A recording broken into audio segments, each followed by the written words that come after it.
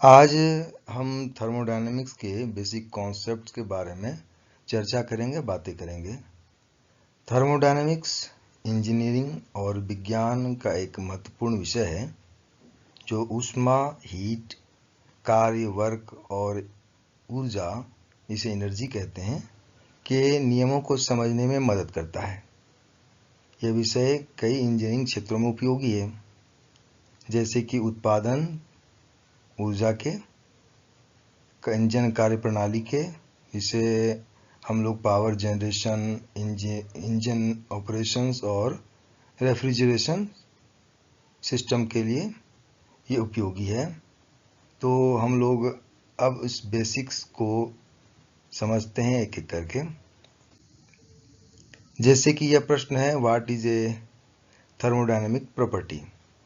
तो इसके अंदर जैसे कि हम लोग समझते हैं कि प्रॉपर्टीज़ क्या हैं। किसी भी प्रणाली की स्थिति, स्टेट को परिभाषित करने के लिए कुछ गुणधर्मों, प्रॉपर्टीज की आवश्यकता होती है। थर्मोडायनेमिक्स के दो धर्म गुण जो हैं मुख्य रूप से हैं इंटेंसिव प्रॉपर्टीज, जिसमें द्रव्यमान पर निर्भर नहीं होता, यह द्रव्यमान पर या मास पर निर्भर नहीं होता, डिपेंड नहीं करता। इसका अगर एग्जाम्पल लें तो टेम्परेचर होगा, प्रेशर होगा, डेंसिटी होगा। तापमान, दबाव और घनत्व, ये चीज़ें, ये एग्जाम्पल हैं किसके? इंटेंसिव प्रॉपर्टी के। अब एक्सटेंसिव प्रॉपर्टी की बात करें, जो दूसरा है एक्सटेंसिव प्रॉपर्टी, दूसरा, यह द्रव्यमान पर निर्भर करता है, यानी कि यह मास डिपेंडेंट होता है। अगर इसका एग्जाम्पल लें तो क्या आएगा? वॉल्यूम मतलब आयतन, आंतरिक ऊर्जा मतलब इंटरनल एनर्जी, एंट्रोपी इत्यादि। धर्म गुण हमें यह समझाने में मदद करता है कि कोई प्रणाली कैसे कार्य करती है। इसका मुख्य उद्देश्य जो होता है, कोई भी प्रणाली कैसे कार्य करती है, यह हमें समझाता है। यही है थर्मोडायनेमिक्स प्रॉपर्टी के दो मुख्य। अब आगे हम लोग चर्चा करेंगे इसके लिए। तो हमारा दूसरा प्रश्न रहेगा, डिफाइन इक्विलिब्रियम इन थर्मोडायनेमिक्स, यानी कि थर्मोडायनेमिक्स में संतुलन। थर्मोडायनेमिक्स में संतुलन, तो कोई भी प्रणाली तब थर्मोडायनेमिक संतुलन में होती है जब उसमें कोई आंतरिक परिवर्तन ना हो, इंटरनल चेंजेस ना हो। A system is said to be in thermodynamics equilibrium when it has no unbalanced force और एनर्जी ग्रेडियंट्स। संतुलन के तीन प्रकार होते हैं। संतुलन के तीन प्रकार होते हैं, ऊष्मीय संतुलन, थर्मल इक्विलिब्रियम, मैकेनिकल इक्विलिब्रियम और केमिकल इक्विलिब्रियम। ऊष्मीय संतुलन, यांत्रिक संतुलन और रासायनिक संतुलन। ऊष्मीय संतुलन में है प्रणाली के सभी भागों का तापमान समान होता है, ये इक्विलिब्रियम होगा कौन सा? थर्मल का। और मैकेनिकल इक्विलिब्रियम में क्या होगा? किसी भी बिंदु पर कोई आंतरिक बल या दबाव नहीं होगा। किसके अंदर? मैकेनिकल इक्विलिब्रियम के अंदर। केमिकल में क्या होगा? केमिकल इक्विलिब्रियम में कोई रासायनिक प्रतिक्रिया या पदार्थ का स्थानांतरण नहीं होगा। दोनों में, तीनों में हम लोगों ने समझा। एक में जो थर्मल इक्विलिब्रियम है, उसके अंदर, उस प्रणाली के अंदर सभी भागों का तापमान समान होता है। मैकेनिकल में किसी भी बिंदु पर कोई अतिरिक्त बल या दबाव नहीं होता है। केमिकल इक्विलिब्रियम में हम लोग क्या मानते हैं कि कोई रासायनिक प्रतिक्रिया या पदार्थ का स्थानांतरण नहीं होता है। जब कोई प्रणाली इन तीनों स्थितियों में हो, तब उसे हम लोग पूर्ण रूप से संतुलित, यानी कि पूर्ण रूप से संतुलित या इक्विलिब्रियम कहा जाता है। अब आगे हम लोग का जो प्रश्न होगा वो होगा, what is the difference between A thermodynamic states and A thermodynamic process. यह भी एक बेसिक कॉन्सेप्ट है। किसी प्रणाली की अवस्था यानी स्टेट वह स्थिति है जिसे थर्मोडायनेमिक्स धर्म गुणों के द्वारा परिभाषित किया जाता है। थर्मोडायनेमिक्स धर्म गुणों के द्वारा परिभाषित किया जाता है किसको? स्टेट्स को। यदि किसी प्रणाली की कोई धर्म गुण बदलती है तो वह एक प्रतिक्रिया से होकर गुजरती है। ऐसे नहीं होता, ये कोई न कोई प्रतिक्रिया से होकर गुजरती है। अब इसके कई प्रकार हो सकते हैं, जैसे कि आइसोथर्मल प्रोसेस, इसमें तापमान स्थिर रहता है। ध्यान से सुनेंगे, ये बहुत काम की चीज़ें और बेसिक्स हैं। आइसोथर्मल प्रोसेस जिसमें तापमान स्थिर रहता है।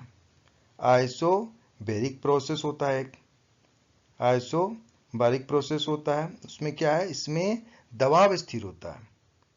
आइसोबैरिक में क्या होगा? दबाव स्थिर होगा, प्रेशर। आइसोकोरिक प्रोसेस जो है उसमें क्या होगा? आयतन निश्चित होगा, आयतन स्थिर होगा, है ना? तो आयतन स्थिर रहेगा। और एक हमारा है एडियाबैटिक प्रोसेस। एडियाबैटिक प्रोसेस के अंदर क्या होता है? ऊष्मा का कोई स्थानांतरण नहीं होता। एडियाबैटिक प्रोसेस में कोई ऊष्मा का स्थानांतरण देखने को नहीं मिलेगा, तब जाके हम लोग कहेंगे ये एडियाबैटिक प्रोसेस है। अब हम लोग आगे बात करते हैं, what is a thermodynamic cycle? A thermodynamic cycle consist of A sequence of process that return a system to its initial state after completing one full cycle. इसका उदाहरण दिया कि Carnot cycle, Rankine cycle, Otto cycle. अब इसको, ये जो thermodynamic cycle है उसको एक बार और समझते हैं कि थर्मोडायनेमिक साइकिल जो होता है जब कोई प्रणाली एक निश्चित प्रक्रिया से गुजरती है। ये जो चीज़ें हमने पढ़ा अभी, उसको और अगर सरल करें तो यह कहें कि जब कोई प्रणाली एक निश्चित प्रक्रिया से गुजरती है तो अपनी प्रारंभिक यानी शुरुआती वाली जो अवस्था है वहाँ पर वो लौटती है, यानी कि पुनः वो एक साइकिल रिपीट करती है। तो इसे थर्मोडायनेमिक चक्र या साइकिल कहते हैं। तब इसे थर्मोडायनेमिक चक्र या साइकिल कहते हैं। इसके जो कुछ महत्वपूर्ण थर्मोडायनेमिक साइकिल हैं वो एग्जाम्पल में हमने दिया कि कार्नोट साइकिल। अब कार्नोट साइकिल क्या होता है? ये उच्चतम दक्षता वाला एक आदर्श चक्र है। उच्चतम दक्षता वाला आदर्श चक्र है, यह है कार्नोट साइकिल। अगला हम लोग यहाँ पर लेते हैं रैंकाइन साइकिल उदाहरण में। तो रैंकाइन साइकिल जो होता है वो भाप इंजन और पावर प्लांट में उपयोग किया जाता है। कहाँ किया जाता है? भाप इंजन और पावर प्लांट में। अब एक उदाहरण ले लेते हैं हम लोग ऑटो साइकिल का। तो ऑटो साइकिल जो होता है ये पेट्रोल इंजन में उपयोग किया जाता है। हमेशा ध्यान रखेंगे इन सभी बहुत ही माइन्यूट चीज़ों का। ऑटो साइकिल कहाँ यूज करते हैं हम लोग, उसका उदाहरण कहाँ लेते हैं? पेट्रोल इंजन के साथ। एक और होता है डीजल, और भी हैं लेकिन उस उदाहरण में हम लोग ले रहे हैं एक और, डीजल चक्र, डीजल साइकिल। ये डीजल इंजन में उपयोग किया जाता है। बड़ा सरल है, डीजल इंजन के नाम से भी हम लोग समझ जाएंगे कि अगर डीजल इंजन या डीजल साइकिल की बात हो रही है तो यहाँ पर डीजल इंजन में उपयोग होता है इसका। अब हम लोग आगे देखते हैं अगला प्रश्न कि जीरोथ लॉ क्या है? State the zeroth law of thermodynamics. The zeroth law of thermodynamics states that if two separate systems are each in thermal equilibrium with a third system, then they are in thermal equilibrium with each other. This principle forms the basic of thermodynamics measurement and the use of thermometer. अब इसको और थोड़ा सरल करके भाषा में बात करते हैं कि यह क्या है कि शून्य का नियम, शून्यवा नियम यानी कि जीरोथ लॉ, वह यदि दो प्रणालियां, क्या है? The zeroth law of thermodynamics state that if two separate systems are each in thermal equilibrium, यानी कि यदि दो प्रणालियां किसी तीसरे प्रणाली के साथ किसी तीसरे प्रणाली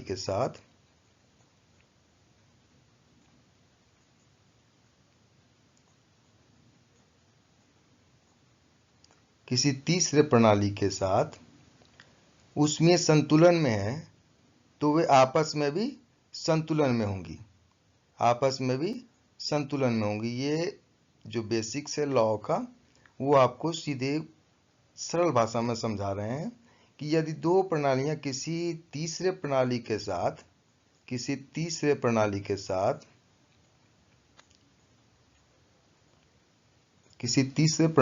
साथ आपस में जुड़ी हैं तो वो क्या होगा, वो आपस में भी संतुलन में रहेंगी। यदि दो प्रणालियां किसी तीसरे प्रणाली के साथ उसमें संतुलन में हैं तो आपस में भी संतुलन में रहेंगी।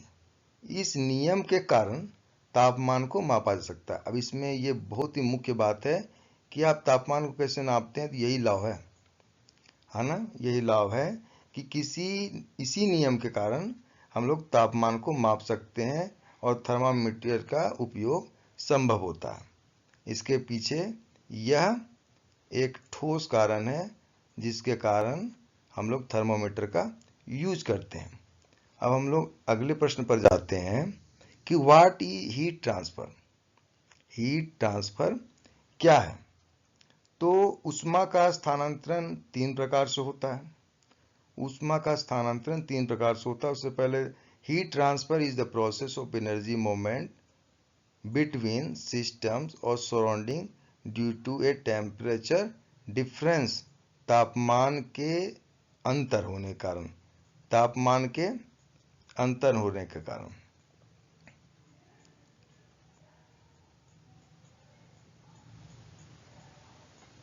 है ना, तापमान के अंतर होने के कारण। तो इसमें तीन कौन से मुख्य हैं, तीन प्रकार कौन से हैं? कंडक्शन है, कन्वेक्शन है और रेडिएशन है। अब इसको ऐसे समझें कि कंडक्शन जो होता है वो ठोस माध्यम से होगा, कन्वेक्शन जो होगा द्रव्य या गैस माध्यम से होगा, रेडिएशन जो होगा बिना किसी माध्यम से।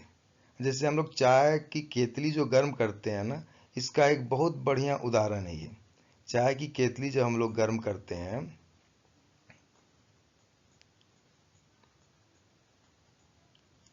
चाय की केतली जो गर्म करते हैं, इसमें से ऐसे हम लोग नहीं देखते भाप निकल रहा होता है ऊपर से, वेपर्स। तो ये बहुत अच्छा एग्जांपल होता है समझाने के लिए हीट ट्रांसफर के तीनों मोड्स को। There are three modes of primary modes of heat transfer: conduction, convection, radiation, जिसमें ठोस माध्यम होगा। ये जो केतली हम लोग डायरेक्ट देख रहे हैं, यहाँ से गया जो नीचे से ऐसे टेम्परेचर ऊपर पहुँच रहा है, जो केतली गर्म हो रही है, जो हम लोग सरल तरीके से समझते हैं, वहाँ से आपस में जो ये बढ़ी जा रही है टेम्परेचर, एकदम से तो यहाँ से नहीं चला गया। तो आपस में जो धीरे धीरे इसके इंटरनल मॉलिक्यूलर जो प्रोसेस हो रहे हैं, रिएक्शंस हो रहे हैं, जो ट्रांसफ़र हो रहा है, उसको समझते हैं। तो ये हो रहा है किसमें? ठोस माध्यम से अगर हो रहा है तो कंडक्शन होगा, अगर द्रव्य और गैस माध्यम से होगा वो होगा क्या? कन्वेक्शन। और जो इसमें हमें मीडियम की आवश्यकता नहीं है ना, ये सभी मीडियम की आवश्यकता नहीं है, वो होगा रेडिएशन। एक तरह से कहें तो हवा में ही हो रहा है चीजें, है ना। तो ये हो जाएगा कंडक्शन, कन्वेक्शन, रेडिएशन, जो बेसिक्स प्राइमरी मोड्स हैं। अब हम लोग अगले प्रश्न को लेते हैं। What is work transfer in thermodynamics? What is work transfer in thermodynamics? कार्य स्थानांतरण इसको हम लोग कहते हैं। कार्य स्थानांतरण, वर्क ट्रांसफर क्या है? ऊष्मा और कार्य उष्मागतिकी, है ना। ट्रांसफर इन थर्मोडायनेमिक्स, ऊष्मा और कार्य उष्मागति के दो मुख्य रूप हैं। Work transfer in thermodynamics refers to the transfer of energy resulting from force acting through a distance. Common examples include boundary work, expansion compression of gas in a piston cycle, and shaft work done by rotating machine like turbine. Unlike heat, work is not a property but a path dependent quantity. ऊष्मा और कार्य उष्मागतिकी के दो मुख्य रूप हैं। जो कि हैं बाउंड्री वर्क, गैस का संपीड़न कहते हैं हम लोग, संपीड़न या विस्तार किस में होगा, कार्यसीमा बाउंड्री वर्क में। और सॉफ्ट वर्क जो है हमारा, जैसे कि उसमें हम लोग ले लेते हैं टरबाइन और पंप का घूमना, इसके अंदर आ जाएगा सॉफ्ट वर्क में। हम लोग बिल्कुल बेसिक बातें कर रहे हैं, चर्चा कर रहे हैं अपने थर्मोडायनेमिक्स के। अब हम लोग प्रश्न ले रहे हैं, state the first law of thermodynamics. State the first law of thermodynamics, ये क्या कहता है, ऊर्जा न तो बनाई जा सकती है, ऊर्जा न तो बनाई जा सकती है, energy can neither be created not destroy. ऊर्जा न तो बनाई जा सकती है और न ही इसे नष्ट की जा सकती है। इसका समीकरण में हम लोग भी देखते हैं, मैथमेटिकली अगर क्लोज सिस्टम हो तो हम लोग ऐसे फॉर्मुलेट कर सकते हैं, यह formula Q minus W is equal to delta U, del U, है ना। तो ऊर्जा न तो बनाई जा सकती और न ही नष्ट की जा सकती है। अब Q क्या है यहाँ पर, added heat, W is work done by the system, del U is the change in internal energy, change in the internal energy। तो Q, W और ये del U है, उसको यहाँ पर हम लोग क्लियर किए। What are the limitations of the first law of thermodynamics? ये भी बहुत ही बेसिक क्वेश्चंस हैं। पहले नियम की सीमाएं, लिमिटेशंस मतलब सीमाएं। यह ऊर्जा संरक्षण बताता है, यह जो सीमाएं हैं ये क्या है कि यह ऊर्जा संरक्षण बताता है, लेकिन यह नहीं बताता कि कोई प्रक्रिया किस दिशा में होगी। यहाँ पर डायरेक्शन की समस्या है ना, कि कौन सी प्रोसेस किस दिशा में होगी। It does not distinguish between reversible और इरिवर्सिबल। अगर आप उदाहरण भी ले लें तो it can not explain why heat flow naturally from hot to cold which it addressed by the second law of thermodynamics. अब हम लोग तब आगे जब बात करेंगे, है ना, कि सेकेंड लॉ ऑफ थर्मोडायनेमिक्स में, तब हमें ये चीजें क्लियर होंगी। अब हम लोग एक बेसिक प्रश्न और ले लेते हैं, what is a heat engine. Heat engine क्या है, यह ऊर्जा को यांत्रिक ऊर्जा में बदलता है। हीट इंजन क्या है, यह ऊष्मा को, है ना, ऊष्मा, हीट एनर्जी, ऊष्मा को यांत्रिक ऊर्जा में बदलता है, मैकेनिकल वर्क में। A heat engine is a device that convert heat energy into mechanical work by operating in a cyclic process. हम लोग साइक्लिक देखे ऊपर में, इसके पहले वाले प्रश्न में, कि साइकिल क्या है, साइकिल प्रोसेस क्या है। कोई भी इंजन की दक्षता हमेशा 100% से कम ही होती है। किसी भी इंजन की दक्षता हमेशा 100% से कम होती है, यह बात को भी ध्यान रखना है। State the second law of thermodynamics. दूसरा लॉ क्या कहता है, ऊष्मा ठंडे से गर्म की ओर नहीं जा सकती। ऊष्मा जो है ठंडे से गर्म की ओर नहीं जा सकती। The second law of thermodynamics provide the direction of heat and work interaction. It state that heat energy cannot spontaneously flow from a colder body to a hotter body without external work. It also introduced the concept of entropy, which always increases in a natural process, leading to energy degradation. अब यहाँ पर एक नई चीजें बाहर आ रही है, क्या एंट्रोपी क्या है, एंट्रोपी क्या है, ये एक नई चीजें इसके अंदर आई। जैसे हम लोग फर्स्ट लॉ से लिमिटेशंस देखे तो सेकंड लॉ की आवश्यकता पड़ी, तो और भी चीजें एक दूसरे के साथ लिंक होती है। तो यहाँ पर एक इंपॉर्टेंट लिंक है कि एंट्रोपी क्या है। तो हम लोग आगे देखते हैं कि एंट्रोपी क्या है ना, एंट्रोपी पे भी बात करेंगे। तो एंट्रोपी पे बात करते हैं तो क्या कहेंगे कि यह अवस्था का माप है। एंट्रोपी क्या है? यह अवस्था डिसऑर्डर का माप है। और इसी के साथ हम लोग अब अगला प्रश्न लेते हैं, what is Carnot cycle? Carnot cycle क्या है? The Carnot cycle is an idealized thermodynamic cycle that defines the maximum efficiency a heat engine can achieve. It consists of two isothermal and two adiabatic processes.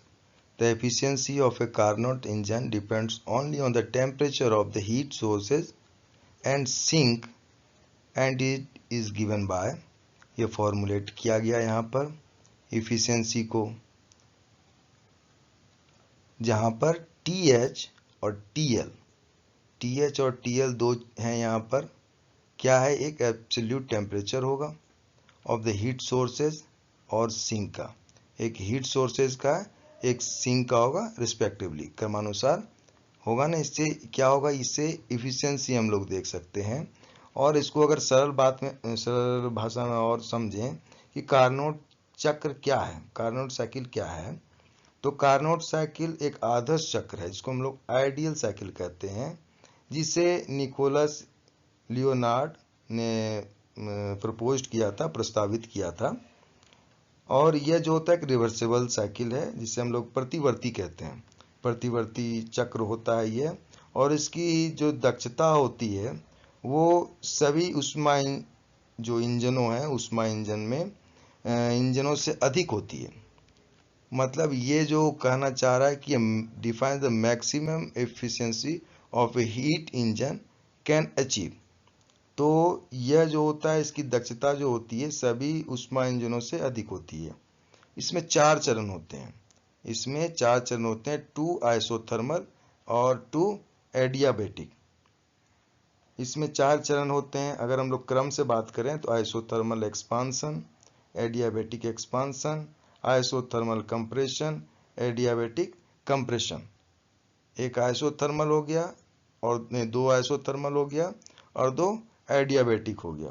तो isothermal expansion, adiabatic compression, तीसरा हो गया isothermal compression और चौथा आ गया adiabatic compression. यानी कि शुरुआत के 2 आइसोथर्मल एक्सपांसन, एडियाबेटिक एक्सपांसन, तीसरा और चौथा हो गया आइसोथर्मल कंप्रेशन, और चौथा हो गया, तीसरा था और चौथा हो गया एडियाबेटिक कंप्रेशन, जिससे आइसोथर्मल प्रसार, एडियाबेटिक प्रसार, यानी कि कंप्रेशन को और एक्सपांसन को क्या कहेंगे? एक्सपांसन को कहेंगे प्रसार और कंप्रेशन को कहेंगे संपीड़न। ये है हमारा कार्नोट साइकिल का प्रारंभिक रूप। अब यहाँ पर एंट्रोपी की भी जब हम लोग बात कर रहे थे कि एंट्रोपी क्या होती है, entropy is a thermodynamic property that measure the degree of disorder और randomness in a system. It quantify the unavailability of a system's energy to do work. The second law states that in any spontaneous process, the total entropy of an isolated system always increase. ये हमारा ये जो परिभाषा है बिल्कुल basics की तरह समझाया गया है कि एंट्रोपी क्या होता है, डिसऑर्डर क्या है। और ये जो सेकेंड लॉ में हम लोगों ने अभी चर्चा किया कि एंट्रोपी का जिक्र आया था सेकेंड लॉ में, तो एंट्रोपी क्या होती है। तो कार्नोट साइकिल को थोड़ा सा यहीं पर और डिस्कस कर लेते हैं कि जो ये 4 चरण हैं, ये 4 चरण में जो आइसोथर्मल प्रसार हुआ, इस चरण में क्या होता है कि गैस एक उच्च तापमान, यहाँ पर TH हम लोग बात कर रहे थे, ये उच्च तापमान पर अपने उच्च तापमान पर एक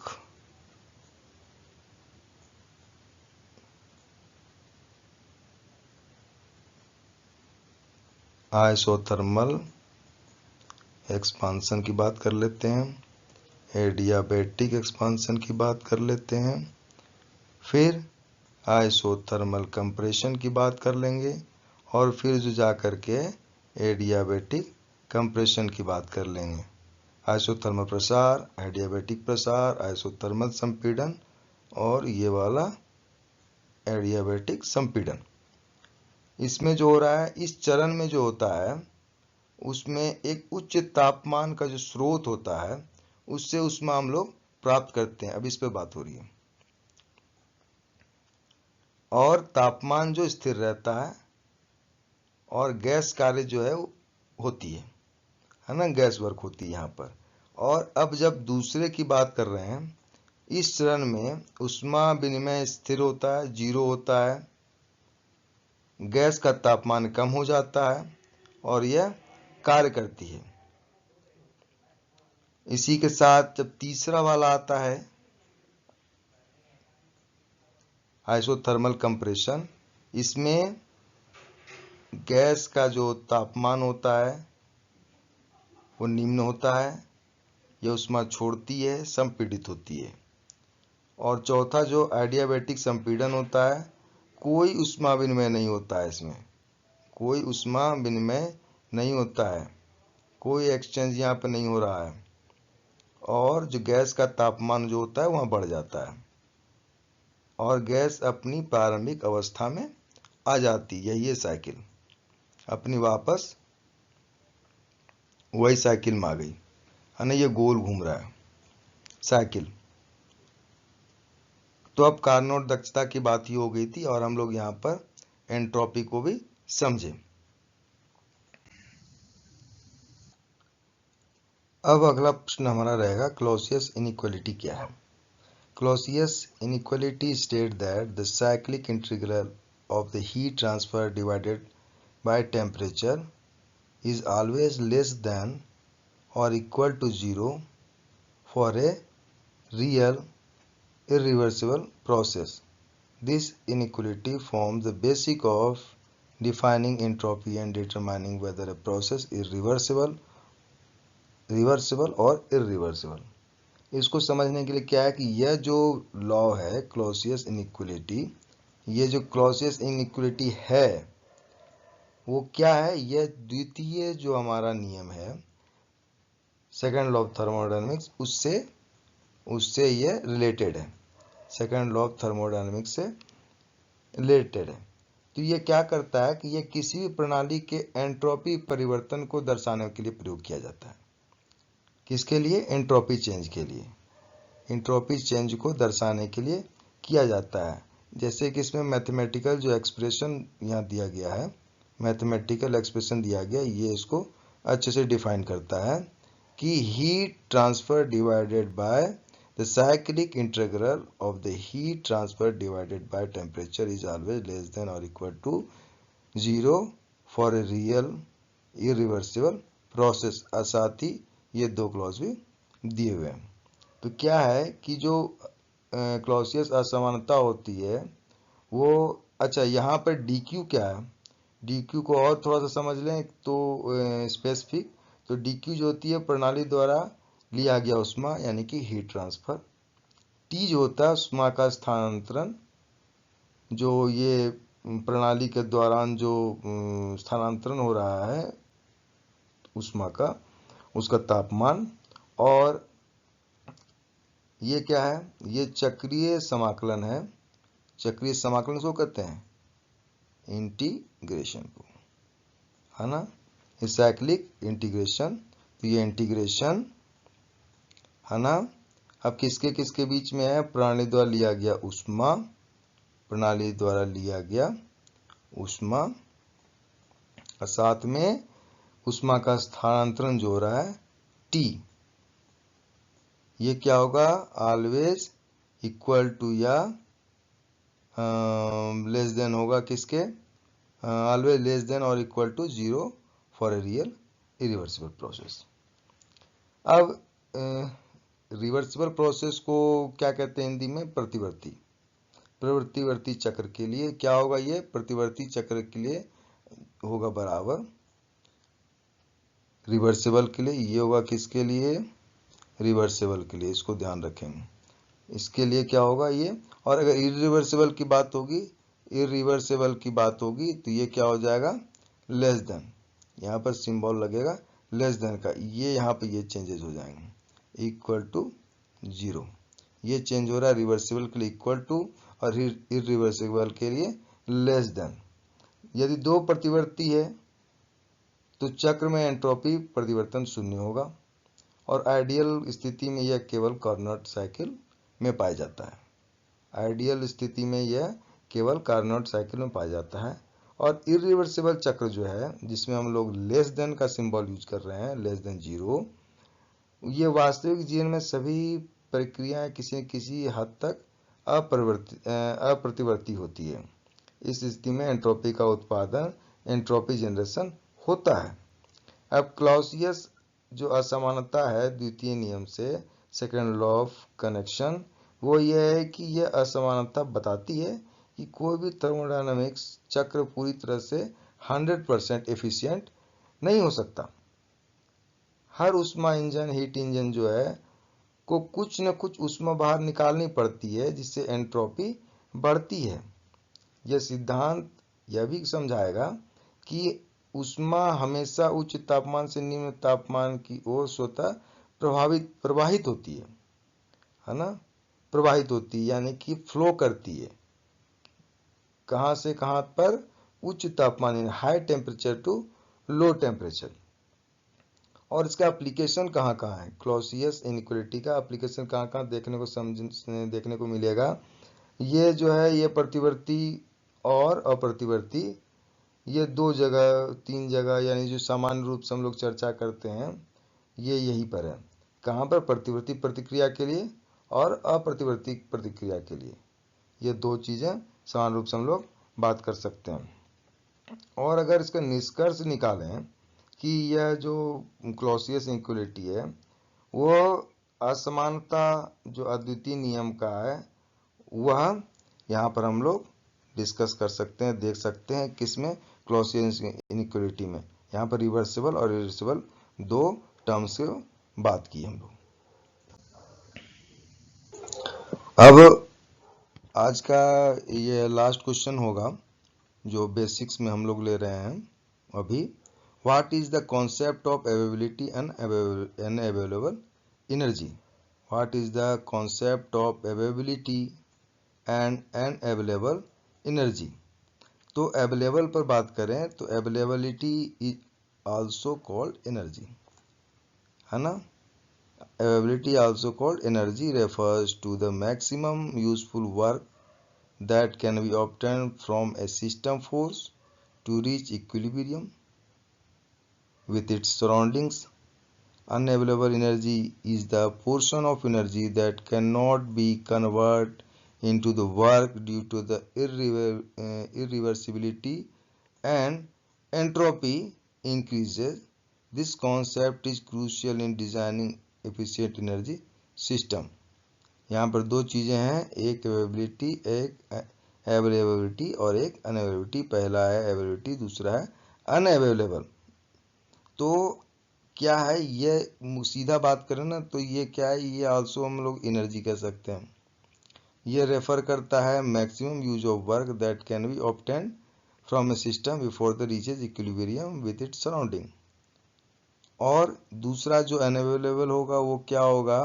ये वह पार्ट होता है, वो पोजीशन होता है एनर्जी का जो कि कन्वर्ट नहीं हो पाता है, जो कि कन्वर्ट नहीं हो पाता है वर्क में, ड्यू टू, जो इसका मुख्य कारण है वो क्या है? इरिवर्सिबिलिटी और एंट्रोपी इंक्रीज। ये 2 मुख्य बिंदु हैं किसके लिए? अनअवेलेबिलिटी के लिए, है ना? तो आज हम लोग ये बेसिक जो थर्मोडायनामिक्स का था उसको कुल 15 क्वेश्चनों में हम लोगों ने बांधा। और भी हो सकते थे लेकिन जो हमें लगा कि जिस पर अभी चर्चा की जा सकती है प्रारंभिक चर्चा में, तो ये 15 क्वेश्चन थे। आप इसको एक बार देखेंगे, समझेंगे और फिर आगे समझने में चीज़ों को सुविधा होगी। ये हमारा आज का रहा और फिर आगे जो भी टर्म्स होंगे उसको लेकर चर्चा करेंगे।